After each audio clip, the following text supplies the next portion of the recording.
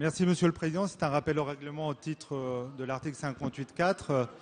En fin de séance tout à l'heure, le président Jacob se dirigeant vers moi, m'a qualifié d'hystérique. C'est non seulement surprenant venant d'un président d'un groupe qui ne s'est pas caractérisé depuis le début de nos débats par un esprit paisible et de calme. On a eu quelques démonstrations d'agitation sur les bancs de l'opposition sans que la majorité n'ait eu à les qualifier. On vous a laissé vous exprimer totalement librement. Mais je me suis interrogé, pourquoi m'a-t-il qualifié d'hystérique? Puisque je fais un peu d'histoire et je me suis rappelé en effet que le mot hystérique servait à qualifier, notamment en période de trouble, pour les dénigrer, par exemple les suffragettes, par celles et ceux qui étaient opposés au droit de vote des femmes. Ça a servi à qualifier Simone de Beauvoir au moment de la publication du Deuxième Sexe, ou encore les 343 salopes lors de la publication du manifeste pour le droit à l'avortement. Je me suis dit, pourquoi être qualifié par ce terme alors que je ne suis ni une suffragette, ni Simone de Beauvoir, ni encore une femme demandant le droit à l'avortement. Alors je suis revenu au 19e siècle et je me suis rappelé de mes cours d'histoire, parce que j'ai un peu travaillé là-dessus, notamment aux travaux cliniques, dans la foulée de Charcot, et je me suis rappelé en effet, et je pense que c'est à ça que faisait référence sans doute le président Jacob, qu'à l'époque, le mot hystérique servait évidemment à qualifier toutes les femmes.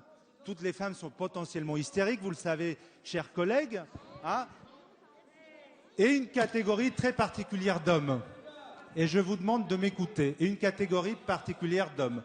Les invertis. Les invertis. Alors, cher président Jacob, vous auriez pu être plus franc et faire comme dans les cours d'école, me traiter de pédé. Voilà. Cette injure qui fait tant de mal, notamment aux jeunes qui découvrent leur sexualité. Je tiens à vous rassurer, cher président Jacob, j'assume, j'en suis fier et je n'ai pas du tout envie de raser les murs malgré vos injures.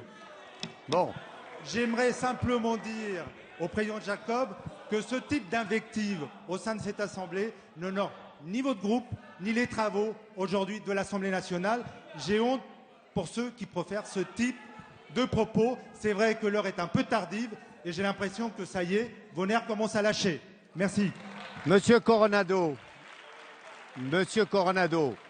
compte tenu que j'ai eu cet après-midi un rappel au règlement d'un membre de l'opposition qui relevait d'un fait personnel, je ne vous ai pas coupé.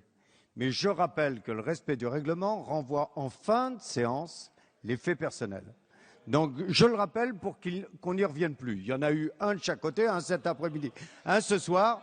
Il n'y aura plus de faits personnels avant la fin de la séance.